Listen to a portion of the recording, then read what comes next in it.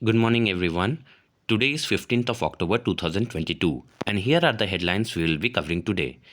The first is Preserve foreign reserves to deal with the world's outflow, turmoil in future, IMF tells the countries. Second, good export in September rises 4.82% to $35.45 billion. Wholesale price inflation slips to 10.7% in September.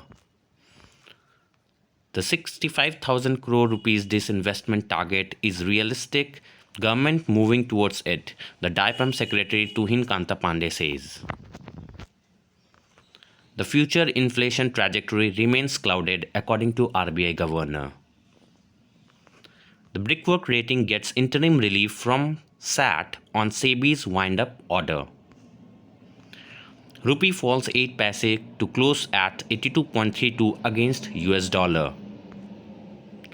And the last is from regarding the digital banking unit to be set up on 75th year of independence of our country.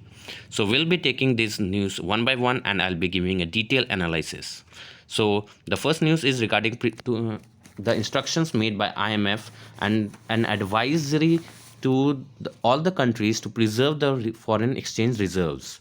So IMF ने advice किया है country को कि वो अपना foreign exchange reserve को preserve करके रखे। जैसे हम जानते हैं कि अभी जो है फॉरेन एक्सचेंज रिजर्व सितंबर 21 में जो RBI के पास था वो अराउंड 642.45 बिलियन डॉलर था, जो अब सितंबर 2022 में 532.66 बिलियन डॉलर हो गया है। मतलब 642 से 532 घट चुका है। Means there is a decline of 100 billion dollar. मतलब एक साल में RBI ने 100 billion dollar of exchange rate को खर्च कर दिया है। और अभी जितना एक्सचेंज डॉलर है हमारे पास 532 फॉरेन एक्सचेंज रिजर्व्स है, उसमें इंपोर्ट कवर जो है 9 महीने का किया जा सकता है। तो ये ऐसा RBI क्यों कर रहा है? Why did RBI sell the foreign exchange reserves? Basically ताकि वो एक्सचेंज रेट को मैनेज कर सके। एक्सचेंज रेट राइट नाउ 82 से 83 के बीच में है। तो एक्चुअली ऐसा क्यों हो रहा है? क्योंकि फेडरल रिजर्व्स मतलब USA में जब इंटरेस्ट रेट बढ़ाया था, उससे क्या हो रहा है कि लोग जो फॉरेन इंस्टीट्यूशनल इन्वेस्टर्स है कैपिटल मार्केट में वो अपना पैसा विड्रॉ कर रहे हैं, क्योंकि उन्हें अब लगता है क्योंकि USA में अब इंटरेस्ट रेट ज़्यादा मिल रहा है, तो फिर वो अब चाहते हैं कि वो अपना कैपिटल पैसे इंडिया से विड्रॉ करके USA में डिपॉजिट करे, USA में इन्वेस्ट करे, क्योंकि वहाँ इंटरेस्ट रेट बढ़ गया है। तो यहाँ से जब वो अपना पैसा विड्रॉ करेंगे तो वो डॉलर में करेंगे, तो इससे क्या होगा, इंडिया में डॉलर का कमी हो जाएगा, डिमांड डॉलर का बढ़ जाएगा, तो फिर सप्लाई को भी बढ़ाना ज़रूरी होगा। अगर डिमांड बढ़ता है तो इससे एक्सचेंज रेट भी बढ़ जाएगा। तो RBI को सप्लाई ऑफ डॉलर बढ़ाना पड़ेगा ताकि एक्सचेंज रेट मेंटेन हो सके। तो सप्लाई कैसे करेगा? जो भी उसके पास रिजर्व है RBI के पास डॉलर का, उसे सेल करेगा मार्केट में। तो इससे क्या होगा, सप्लाई बढ़ जाएगा। डिमांड और सप्लाई जब बराबर होगा तो एक्सचेंज रेट मेंटेन रहेगा। तो इसलिए RBI हैज़ सोल्ड और एक साल में 100 बिलियन डॉलर्स जो है वो कम हो गया है RBI के पास। पहले 642 बिलियन डॉलर था, 532 बिलियन डॉलर रिजर्व्स हो गए हैं। और इससे क्या एस्टिमेट्स पता है क्या माना जाता है कि अगर ऐसा नहीं करे RBI, अगर एक्सचेंज रेट यूं ही बढ़ने दे तो डॉलर अगर इससे क्या होगा, एप्रिशिएट होगा। और ऐसा कहा गया है कि 10% डॉलर अगर एप्रिशिएट होता है तो इससे इन्फ्लेशन रेट 1% इंक्रीज हो सकता है। तो डॉलर का अगर स्ट्रेंथन होगा तो इंडिया के इन्फ्लेशन में भी फ़र्क पड़ेगा, महंगाई दर बढ़ जाएगा। तो ऐसा क्यों होगा कि डॉलर के एप्रिशिएशन से इन्फ्लेशन रेट क्यों अफेक्टेड हो रहा है? क्योंकि जो इमर्जिंग मार्केट इकोनॉमीज़ है स्पेशली, उसमें क्या होता है, वो इंपोर्ट के ऊपर डिपेंडेंट होते हैं। हाँ, तो फिर हमें क्या होता है कि इंपोर्ट करने के लिए गुड्स लेना पड़ता है और बदले में हमें डॉलर पे करना पड़ेगा, ठीक है, आयात करने के लिए। तो अगर हम पे करेंगे डॉलर में तो क्या होगा कि जो इंपोर्ट डिपेंडेंट कंट्रीज़ है उन्हें ज़्यादा डॉलर डिमांड करना पड़ेगा। मतलब जैसे पहले एप्रिसिएशन से पहले मान लीजिए कि डॉलर जो है 80 रुपये का $1 होता था, अब 83 रुपीज़ का $1 है। तो पहले 80 रुपये पे करना पड़ता था $1 ऑफ इम्पोर्टेड गुड्स के लिए। अब क्या होगा, 83 रुपीज़ पे करना पड़ेगा, तो ज़्यादा पैसे पे करना है। तो जैसे कोई कंपनी है, अगर रॉ मटेरियल, जैसे कोई बिजली का कंपनी है, वो रॉ मटेरियल कोयला को इंपोर्ट कर रहा है, पहले 80 रुपया देता था मान लीजिए एक किलो कोयले का, अब वो इंपोर्ट करेगा 1 किलो कोयला तो उसको 83 रुपीज़ देना पड़ेगा। तो कॉस्ट ऑफ उसका रॉ मटेरियल बढ़ गया ना, 80 से 83 हो गया। अब अगर कॉस्ट ऑफ रॉ मटेरियल बढ़ेगा, उसके बाद जब वो बिजली पैदा करेगा तो फिर उस कोयले से, तो फिर वो बिजली का भी दाम ज़्यादा रखेगा। क्योंकि वो रॉ मटेरियल में अब 83 रुपीज़ पे करके ख़रीदा था, तो बिजली का दाम ज़्यादा होगा तो prices of goods and services जो होगा ओवरऑल इकोनॉमी वो उसका दाम ज़्यादा बढ़ जाएगा। तो फिर उसी को तो हम लोग इन्फ्लेशन बोलते हैं। तो अगर prices of goods and services बढ़ेगा तो इन्फ्लेशन बढ़ेगा। तो देखिए जी, अगर डॉलर अप्रिशिएट हो रहा है 80 से 83, तो इन्फ्लेशन वो इफेक्ट करता है। तो इट इज़ सेड कि if there is a 10% dollar appreciation in emerging market economies that will lead to 1% increase in the inflation rate. और हम लोग अभी इतना ज़्यादा इन्फ्लेशन का क्यों बात कर रहे हैं? क्योंकि राइट नाउ जो है हम जानते हैं कि डॉलर और इन्फ्लेशन रेट में, एप्रिसिएशन और इन्फ्लेशन रेट में डायरेक्ट रिलेशनशिप है।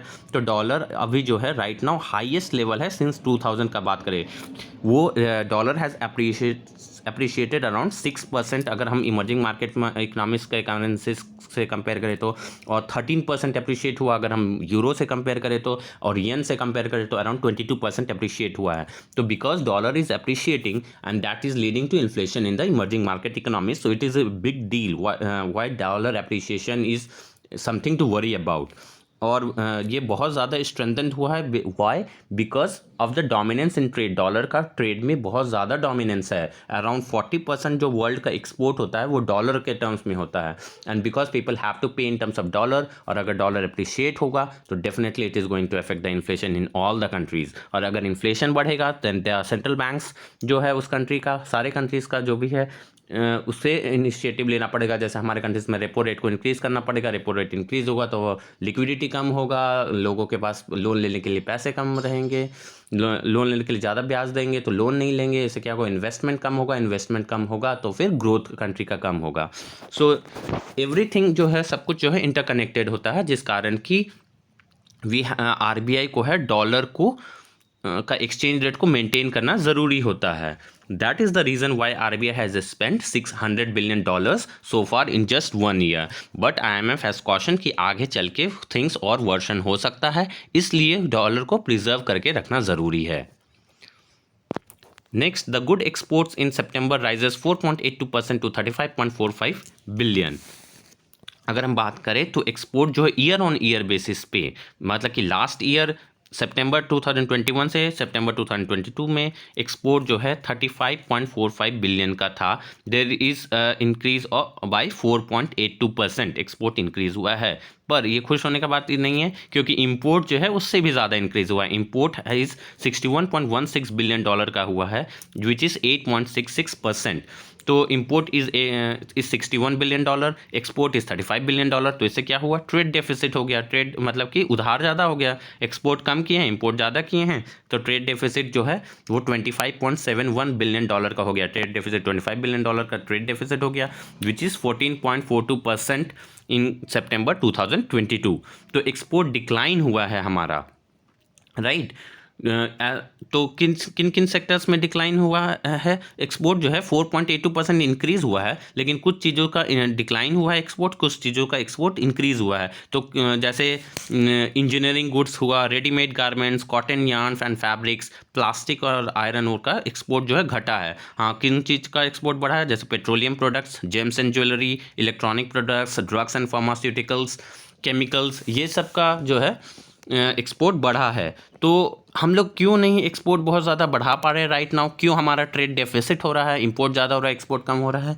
मेनली हम लोग फैक्टर्स जानते हैं। पहला कि रशिया और यूक्रेन क्राइसिस जो है, यूक्रेन में जो वॉर चल रहा है उसके कारण जो है सप्लाई कंस्ट्रेंट है, बहुत ज़्यादा वहाँ का इकोनॉमी इफेक्ट हो रहा है, तो हमारे कंट्रीज़ का कमोडिटी का डिमांड नहीं हो रहा है। दूसरा कि हाई एनर्जी प्राइसेस है। हम लोग बात कर रहे थे इमर्जिंग मार्केट इकोनॉमीज़ में इन्फ्लेशन बढ़ रहा है। इन्फ्लेशन बढ़ने से क्या हो रहा है? जो कॉस्ट ऑफ रॉ मटेरियल है, जो एनर्जी प्राइसेस है, वो बढ़ा हुआ है। इस कारण अगर रॉ मटेरियल का कॉस्ट अगर बढ़ा रहेगा तो हमारा फाइनल प्रोडक्ट का भी दाम बढ़ जाएगा। प्रोडक्ट का दाम बढ़ जाएगा तो फिर डिमांड वर्ल्ड इकोनॉमी में कम होगा। अगर किसी चीज़ का ज़्यादा दाम होगा तो क्यों कोई खरीदेगा हमसे? So that is high energy prices हो गया। फिर इन्फ्लेशन भी फैक्टर्स है, everything because it is interlinked, that is leading to inflation. और चौथा हो गया कि जैसे बहुत सारे जो मेजर इकोनॉमीज़ है that they are going for tighten monetary policy. Monetary policy वहाँ स्ट्रिंजेंट कर दिया गया है, इस कारण से वहाँ पे लोग अपने पैसे बैंक में रखना चाह रहे हैं। जैसे RBI अगर रेपो रेट बढ़ाता है तो वो ऑटोमेटिकली बैंक्स अपने इंटरेस्ट रेट बढ़ाएंगे डिपॉजिट पे। इंटरेस्ट रेट बढ़ेगा तो लोग बैंक में पैसे रखेंगे अपने पास रखने के बजाय या कहीं और इन्वेस्ट करने के जगह। तो टाइटन मॉनिटरी पॉलिसी हो गया, इन्फ्लेशन हो गया, हाई एनर्जी प्राइसेस हो गया, द यूक्रेन वॉर हो गया, these are the reasons because of which कि एक्सपोर्ट्स जो है उतना नहीं बढ़ रहा है और इंपोर्ट हमारा बढ़ा हुआ है। तो that is leading to trade deficits. So export जो है ग्रोथ हुआ है सितंबर में, but it is still less than the import, far less than the import. Actually export 35.45 billion हुआ है, इंपोर्ट $61.16 बिलियन का हुआ है। So that is a cause of concern now. The next news is wholesale inflation slips to 10.7% in September. तो wholesale हमने बात किया था कंज्यूमर प्राइस इंडेक्स बढ़ गया है, 7.41% हो गया है, होलसेल प्राइस इंडेक्स घट गया है। तो what is basically, I will explain the difference between WPI wholesale price index and CPI that is the consumer price index. तो WPI जो है वो चेंज इन प्राइस होता है ऑफ सेल इन गुड्स, वो होलसेल लेवल पे होता है, और जो कंज्यूमर प्राइस इंडेक्स होता है वो चेंज इन प्राइस होता है कंज्यूमर लेवल पे। इसमें होलसेल प्राइस इंडेक्स में सिर्फ गुड्स को इंक्लूड किया जाता है, पर कंज्यूमर प्राइस इंडेक्स में गुड्स एंड सर्विसेज दोनों को लिया जाता है। होलसेल प्राइस इंडेक्स को office of economic adviser release करता है, कंज्यूमर प्राइस इंडेक्स को central statistical organisation CSO release करता है। तो एक बहुत ही मेन इंपॉर्टेंट डिफरेंस है कि होलसेल प्राइस इंडेक्स में 697 अमाउंट नंबर ऑफ गुड्स होते हैं, 697, जो पर कंज्यूमर प्राइस इंडेक्स जो है उसमें जो बास्केट ऑफ गुड्स है रूरल और अर्बन के लिए अलग होता है, जिसमें कि रूरल में 448 यूनिट्स ऑफ गुड्स होता है और अर्बन में 460 यूनिट्स। तो ये मेन डिफरेंस है। जो बास्केट्स ऑफ गुड्स है WPI के लिए और CPI के लिए वो अलग अलग है, number of baskets, number of goods जो उस बास्केट में वो अलग है। होलसेल में 697 और इस यहाँ 448 इन रूरल, 460 इन अर्बन। और लास्टली हो गया कि होलसेल प्राइस इंडेक्स को वीकली बेसिस पे कैलकुलेट किया जाता है और कंज्यूमर प्राइस इंडेक्स को मंथली बेसिस पे। तो हमने देखा कि होलसेल इन्फ्लेशन वो है वो घट गया है, दैट इज अगस्त में 12.41% था, अब सितंबर में घट के 10.7% हो गया है, और ये जो है 4th सक्सेसिव फॉल हुआ है होलसेल प्राइस इंडेक्स में। तो ये थोड़ा अजीब लगता है ना कि WPI घट गया, CPI has increase to 7.4%। Basically it is because of the baskets of goods जो इंक्लूड किया जा रहा है और the duration in which the it is has been calculated. तो पर ये प्रॉब्लम ये नहीं है कि होलसेल प्राइस इंडेक्स घट गया तो इससे हमें खुश होने की ज़रूरत नहीं है, क्योंकि RBI जो है वो कंज्यूमर प्राइस इंडेक्स को यूज़ करता है अपना मॉनिटरी पॉलिसी फ्रेम करने के लिए। और इस क्योंकि कंज्यूमर प्राइस इंडेक्स बढ़ रहा है, 7.41% हो गया है, तो इट इज़ एक्सपेक्टेड कि वो रेपो रेट को फर्दर बढ़ाएगा। और होलसेल प्राइस इंडेक्स बेसिकली घटा क्यों है अगर हम बात करें तो फिर फूड इन्फ्लेशन जो है, जो हम लोग based on wholesale price index जो है वो घटा है, वो 9.93% था अगस्त में, वो सितंबर में 8.08% हो गया। उसी तरह पावर और फ्यूल बास्केट जो WPI में आता है उसका बात करें तो अगस्त में 33.67% था इन्फ्लेशन रेट उसका, और सितंबर में वो 32.61% हो गया। उसी तरह manufactured products and oil seeds का भी दाम घटा है, तो इस कारण से WPI हैज़ डिक्रीज्ड। और बहुत और भी कुछ रीजंस, जैसे कि कुछ चीज़ों का कमोडिटी प्राइस, जैसे कि बेसिक मेटल्स हो गए जो WPI में आता है, केमिकल प्रोडक्ट्स है, टेक्सटाइल्स है, manufacturing of food, processed food products जो है वो सब घटा है। तो इस और फर्दर एक्सपेक्ट किया जा रहा है कि होलसेल प्राइस इंडेक्स और घटेगा। क्यों? क्योंकि जो बेस इफेक्ट था, एक तो वो कि पहले जो WPI था वो ज़्यादा आ रहा था, अभी हम लोग ने कहा था ना 4th सक्सेसिव फॉल हो रहा है WPI में, तो फॉल होने से क्या होता है, मतलब पहले ज़्यादा था और अब कम हो रहा है, तो बेस जो है ज़्यादा होने से WPI और घटा हुआ लगेगा अभी अगर हम कैलकुलेट करें, क्योंकि जब हम ग्रोथ कैलकुलेट करते हैं तो लास्ट ईयर के अकॉर्डिंग चेंज देखते हैं, डिवाइडेड बाय लास्ट ईयर जो होता है इंटू 100 करते हैं, change bye original quantity into 100। तो पहले जो ज़्यादा था इस कारण से अब जो WPI जो है वो बेस इफेक्ट के कारण कम कैलकुलेट होकर आएगा। और एक और रीज़न है कि जो ग्लोबल कमोडिटी प्राइसेस है वो WPI के बास्केट्स में जो है उसका प्राइस घट रहा है। तो ये दो कारण भी, ये भी कारण है कि क्यों होलसेल प्राइस इंडेक्स घटा हुआ आया है। सो इन्फ्लेशन WPI का वो स्लिप किया है 6.7% इन सितंबर। नेक्स्ट न्यूज़ है कि हमारा बजटरी टारगेट जो हमने हमारे फाइनेंस मिनिस्ट्री ने बताया था कि 65,000 करोड़ डिसइन्वेस्टमेंट किया जाएगा, मतलब कि स्टेक्स जो है गवर्नमेंट अपना कुछ कंपनीज में बेच देगा और उससे गवर्नमेंट जो है 65,000 करोड़ रुपीस जनरेट करेगा। ये डिसइन्वेस्टमेंट का काम बेसिकली डाइपैम का होता है, जो कि department of investment and public asset management कहते हैं। तो तुहिन कांत पांडे जो डाइपैम के सेक्रेटरी हैं, उनका कहना है कि ये 65,000 करोड़ जो डिसइन्वेस्टमेंट का टारगेट है वो अचीव किया जा सकता है। तो क्यों ये ऐसा लग रहा था नहीं कर पाएगा, क्योंकि जो पहले जो बात हुआ था कि BPCL Bharat petroleum corporation limited है, सेंट्रल इलेक्ट्रॉनिक्स लिमिटेड और Visvesvaraya iron and steel plant जो है इससे डिसइन्वेस्ट किया जाएगा, इसके शेयर्स को बेच दिया जाएगा, इक्विटी को।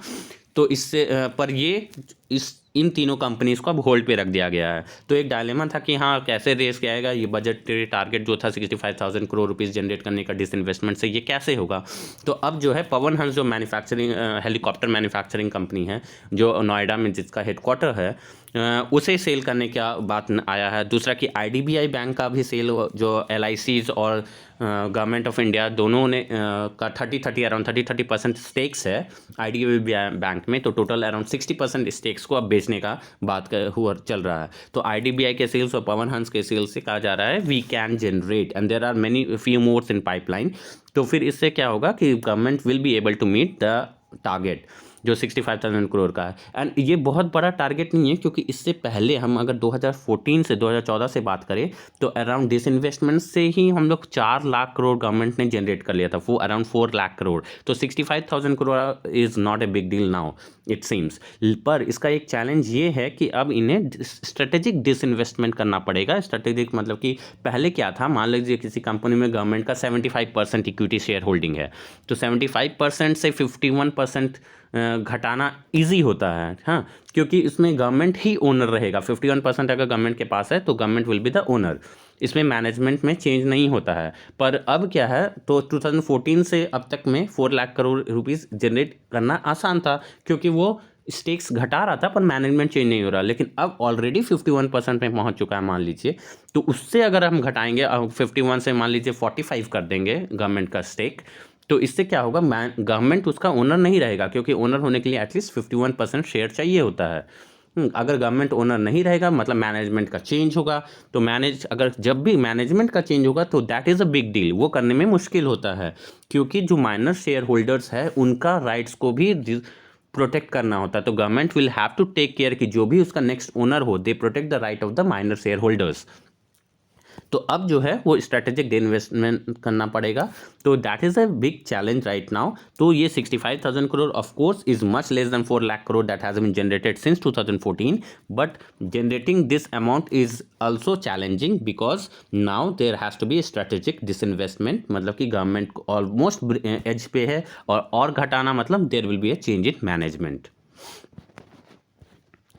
Next is future inflation trajectory remains clouded. RBI का मानना है कि जो आगे चल के फ्यूचर इन्फ्लेशन रेट क्या होगा वो कहा नहीं जा सकता है। तो इन्फ्लेशन बेसिकली कौन देखता है, जो मॉनेटरी पॉलिसी कमेटी है हमारा RBI का, वो 6 मेंबर्स हम लोग जानते हैं। तो लास्ट टाइम जो है ये अभी जो मीटिंग हुआ था सितंबर 2022 में, उसमें सभी ने, तो 5 मेंबर्स ने 50 बेसिस पॉइंट रेपो रेट को बढ़ाने का बात किया था। सिर्फ एक मेंबर थी आशिमा गोयल, जिन्होंने 35 बेसिस पॉइंट को बोला कि बढ़ना चाहिए।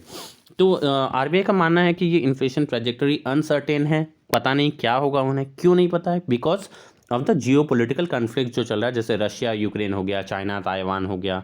दूसरा कि सप्लाई डिसरप्शन हो रहा है, इस कारण से वॉर होगा तो फिर of course Russia is biggest supplier of energy बोले तो, जैसे यूरोप में अभी बहुत ज़्यादा एनर्जी सोर्सेज का कमी हो गया है, इंडिया को बहुत सारे रॉ मटेरियल्स नहीं मिल रहे हैं, तो that is also a reason for inflation.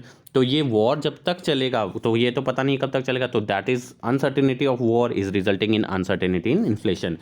फिर उसके बाद वॉलेटाइल मार्केट कंडीशंस है, क्योंकि इंटरेस्ट रेट फेडरल रिजर्व में इन्फ्लेशन चल रहा है तो इंटरेस्ट रेट बढ़ा रहा है, तो जो भी इंस्टीट्यूशनल इन्वेस्टर्स है वो अपने पैसे यहाँ से विड्रॉ कर रहे हैं, जिसके कारण कि जो फाइनेंशियल मार्केट है वो वॉलेटाइल हो रखा है। और लास्टली जो हम जानते हैं domestic weather conditions related issues, अगर मानसून कम हुआ या मानसून ज़्यादा हो गया, इससे भी हमारा फूड इन्फ्लेशन को इफेक्ट करते हैं, दैट इज़।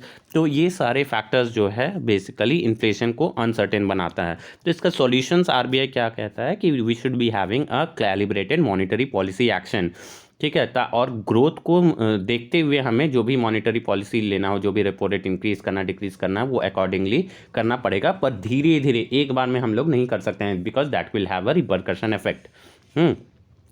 तो एक्चुअली क्या है कि हम लोग जानते हैं कि इन्फ्लेशन रेट जो है 2 से 6% बैंड में होना चाहिए, पर आरबीआई ने मिस कर दी ये target for the 3 consecutive target quarter के लिए। वो 6% को क्रॉस कर गया है। Right now consumer price index is 7.4% September month में, और इसलिए 50 बेसिस पॉइंट से रेपो रेट को इंक्रीज़ किया गया था। और वी नो कि रेपो रेट अब तक 190 बेसिस पॉइंट से इंक्रीज़ कर दिया गया है सिंस मई, जो कि अभी राइट नाउ रेपो रेट कितना है 5.9% है। इन्फ्लेशन रेट कितना है 7.4% है। तो आरबीआई और आरबीआई का मानना है कि ये 6% के अबव रहेगा फाइनेंशियल ईयर 23 में भी, मतलब मार्च 2023 तक भी कंज्यूमर प्राइस इंडेक्स अराउंड 6.7% रहेगा। और एक और चीज़ है कि जो फियर है कि यूएस पॉलिसी रेट्स इंक्रीज़ कर रहा है, इस कारण डॉलर अप्रिशिएट कर रहा है, और मैंने बताया था पहले ही कि डॉलर अप्रिशिएट करेगा that will lead to inflation.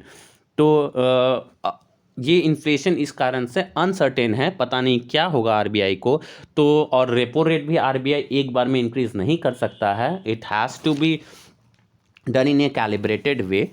और क्यों? क्योंकि आगे इसका जो रेपो रेट जैसे आरबीआई ने इंक्रीज़ किया 50 बेसिस पॉइंट पे, तो इसका जो इफ़ेक्ट पड़ेगा, हाँ, जो बैंक्स अपने डिपॉजिट रेट्स इंक्रीज़ करेंगे, लोन के ऊपर इंटरेस्ट रेट इंक्रीज़ करेंगे, फिर लोग जो है कम पैसे लोन लेंगे, इस कारण अब ज़्यादा लोग डिपॉजिट करेंगे, इस कारण से मार्केट में पैसे कम हो रहेंगे, तो मार्केट में पैसे कम होंगे तो परचेजिंग कम होगा, परचेजिंग कम होगा तो फिर प्राइस तो लोग कम खरीदेंगे तो प्राइस ऑफ गुड्स ऑटोमेटिकली घटने लगेगा।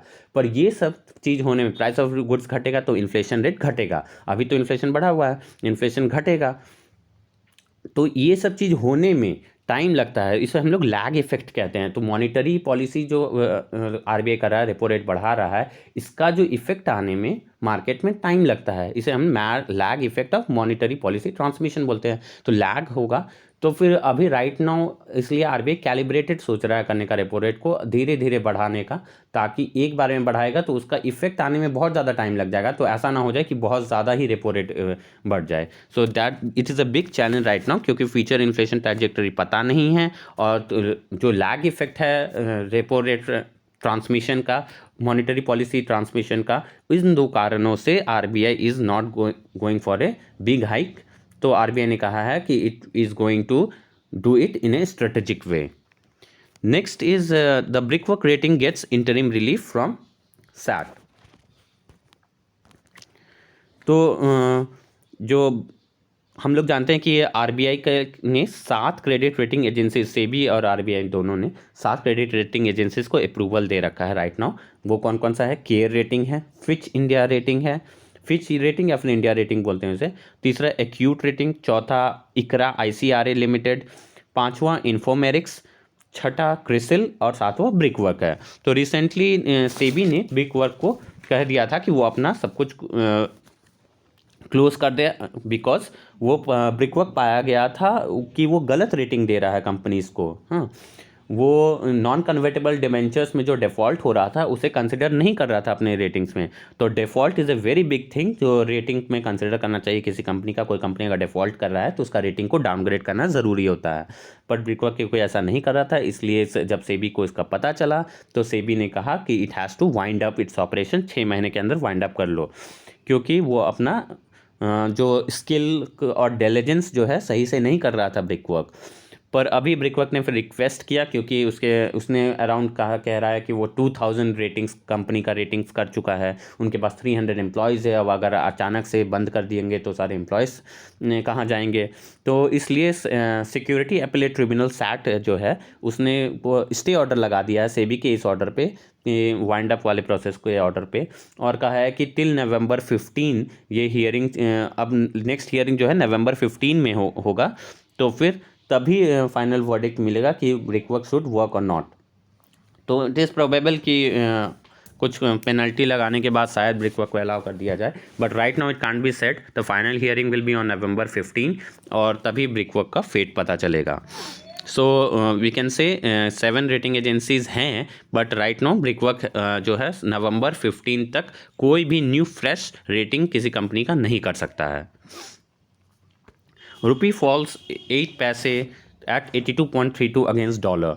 तो रुपी जो है हम लोग जानते हैं कि मैंने जो पहले ही बताया कि जब एक्सचेंज रेट डिमांड सप्लाई जो है डॉलर के अकॉर्डिंग फिक्स होता है। तो अभी जो है एक्सचेंज डॉलर का डिमांड बहुत ज़्यादा हो गया है, बिकॉज यूएस जो है इन्फ्लेशन अपने इंटरेस्ट रेट बढ़ा रहा है। इंटरेस्ट रेट बढ़ाने से यहाँ से कैपिटल जो है इंस्टीट्यूशनल इन्वेस्टर्स जो है जो शेयर मार्केट में वो अपने पैसे विड्रॉ करते हैं, तो वो डॉलर में अपने पैसे विड्रॉ करेंगे, तो इससे डिमांड फॉर डॉलर बढ़ेगा। डिमांड फॉर डॉलर बढ़ेगा, सप्लाई फॉर डॉलर उतना ही है, तो इससे क्या होगा, एक्सचेंज रेट बढ़ जाएगा। तो इसलिए आरबीआई को बीच में आके इंटरवीन करना पड़ता है, आरबीआई को डॉलर सेल करना पड़ता है मार्केट में। ऑलरेडी रिजर्व्स वो $100 बिलियन से घटा चुका है। तो रुपी जो है अभी राइट नाउ वो फिर से 8 पैसे फॉल होके 82.32 एक्सचेंज रेट अगर बात करें, ये तो डेली, ये पर मिनट एक्सचेंज रेट घटता बढ़ता रहता है। पर right now it is 82.32। Last closing जो हुआ था दैट वाज ₹82.32 पर डॉलर। सो ऐसा क्यों हो रहा है हम लोग जानते हैं, because of the expected inflation rate. हाँ, कंज्यूमर प्राइस इंडेक्स जो है यूएसए में 8.2% है। कोर इन्फ्लेशन बात करें अगर फूड और फ्यूल को अगर हटा दिया जाए दैट इज़ अराउंड 6.6%। तो इन्फ्लेशन रेट अगर ज़्यादा होगा तो ऑब्वियसली यूएस फेडरल रिजर्व्स भी अपना इंटरेस्ट रेट बढ़ाएगा। अगर interest rate US federal reserve बढ़ाएगा तो फिर लोगों को, वहाँ के लोगों को लगेगा कि इन्वेस्ट अपने ही कंट्री में करना ज़्यादा बेटर है, क्योंकि वहाँ ज़्यादा इंटरेस्ट मिल रहा है instead of investing it in India. तो फिर वो यहाँ से पैसे अपने विड्रॉ करने लगते हैं। So that is the reason why rupee has fallen to 82.32 rupees per dollar. Next news is regarding digital banking units जो सेटअप करने का बात हुआ था।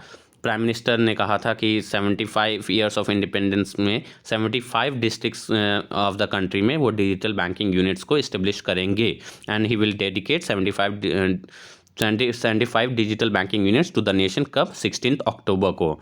तो बेसिकली डिजिटल बैंकिंग यूनिट क्या है, तो ये एक तरह का क्या बोले ब्रिक एंड मॉर्टर का एक आउटलेट जैसा होगा, जो कि डिजिटल बैंकिंग फैसिलिटी प्रोवाइड करेगा लोगों को। डिजिटल बैंकिंग फैसिलिटी मतलब कि लोग जो है सर्विस को डिजिटली लेंगे, मतलब इन्हें सेल्फ सर्विस रहेगा, सेल्फ सर्विस का सिस्टम रहेगा और वो सब कुछ डिजिटल होगा। जैसे हम लोग एटीएम में क्या होता है कि वो डिजिटल रहता है, हम लोग जाते हैं खुद से टच स्क्रीन पे टच करते हैं, पैसे विड्रॉ करते हैं, चाहे पैसे डिपॉजिट करने होते हैं, तो अब एवरीथिंग इज डिजिटल। तो जैसे और भी, तो इस ब्रिक एंड मॉर्टर आउटलेट में, जिसे हम डिजिटल बैंकिंग यूनिट बोलेंगे, लोग बहुत सारे सर्विसेज को ले सकते हैं, जैसे सेविंग्स अकाउंट ओपन करना, बैलेंस चेक करना, प्रिंट पासबुक करना, फंड ट्रांसफ़र करना, एफडी फिक्स डिपॉजिट्स ओपन करना, लोन एप्लीकेशंस फिल करना, हाँ, स्टॉप पेमेंट इंस्ट्रक्शन देना चेक में। तो जितने भी बेसिकली बैंकिंग सॉल्यूशंस हम लेते हैं नॉन डिजिटली, वो अब हम लोग इन डिजिटल बैंकिंग यूनिट्स में जो सेटअप होगा 75 डिजिटल बैंकिंग यूनिट, उससे हम लोग डिजिटली सेल्फ सर्विस ले पाएंगे। तो this is a very important thing. और रिसेंटली कल ही IMF ने बताया था, IMF ने अप्रिशिएट किया था इंडिया को, बिकॉज वो डिजिटाइजेशन इंडिया में जो हुआ है in terms of digital payment का बात करें या फिर डिजिटल सर्विस प्रोवाइड करने में बात करें, because of the robust performance in digitisation, IMF ने भी इंडिया को बहुत ज़्यादा अप्रिशिएट किया था। End of course prime minister का ये बहुत अच्छा इनिशिएटिव है कि वो डिजिटल बैंकिंग यूनिट सेटअप कर रहे हैं। एक और न्यूज़ जो हमारा रह गया था, that was regarding certificate of deposits के बारे में न्यूज़ आया था कि DICGC that is deposit insurance and credit guarantee corporation ने सर्टिफिकेट ऑफ डिपॉजिट्स, बैंक ने कहा था कि इन सर्टिफिकेट्स ऑफ डिपॉजिट्स को DICGC इंश्योरेंस से हटा दिया जाए। मतलब बैंक्स को एक्चुअली क्या होता है, कोई भी डिपॉजिट्स होते हैं अप टू 5 लाख रुपीज़, वो इंश्योर्ड होता है। जैसे हम अपना पैसा अगर डिपॉजिट किए हैं बैंक में और बैंक डूब जाता है तो हमें वो पैसा वापस मिल जाएगा, लेकिन 5 लाख तक ही मिलेगा, क्योंकि 5 लाख तक इंश्योर्ड होता है।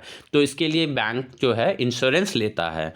हाँ, तो बेसिकली बैंक्स जो है इंश्योरेंस लेने के बदले उसे प्रीमियम पे करना होता होगा। किसी से, मान लो किसी कंपनी से बैंक ने इंश्योर कर रखा है, DICGC से इंश्योरेंस ले रखा है, तो हर 100 रुपये का जो डिपॉजिट होता है उस पर बैंक को 12 पैसे पे करना पड़ता है। बैंक हैज़ टू पे, हाँ, in premium to the insurance company DICGC को पे करना पड़ता है। तो रिसेंटली बैंक्स ने कहा है कि सर्टिफिकेट ऑफ डिपॉजिट्स जो है उसके लिए भी बैंक को इंश्योरेंस लेना पड़ता है सर्टिफिकेट ऑफ डिपॉजिट के ऊपर, तो उसके ऊपर भी प्रीमियम पे करना पड़ता है। क्योंकि सर्टिफिकेट ऑफ डिपॉजिट बहुत ज़्यादा हो चुका है बैंक के पास, तो प्रीमियम बहुत ज़्यादा बैंक को पे करना पड़ रहा है, इसलिए बैंक को खर्च ज़्यादा हो रहा है। तो बैंक चाह रहा है कि DICGC से प्लीड कर रहा था कि उससे जो है वो प्रीमियम हटा दे, उसको इंश्योरेंस से ही हटा दे। तो सर्टिफिकेट ऑफ डिपॉजिट क्या है पहले तो ये समझ लीजिए। ये कुछ नहीं है, जैसे कि आप लोग फिक्स डिपॉजिट कराते हैं तो आपको क्या मिलता है, एक पेपर मिलता है जिसमें लिखा रहता है कि हाँ आपने 5 लाख रुपया दिया है बैंक को फिक्स FD करने के लिए। तो ये भी सर्टिफिकेट डिपॉजिट उसी टाइप का एक पेपर है, एक इंस्ट्रूमेंट है, जो कि शॉर्ट टर्म के लिए होता है। 1 साल के अंदर तक का डिपॉजिट बैंक लेता है, 1 साल का एक तरह का टाइम डिपॉजिट हुआ। और ये नेगोशिएबल होता है, मतलब कि एक दूसरे को आप बेच सकते हो, ठीक है।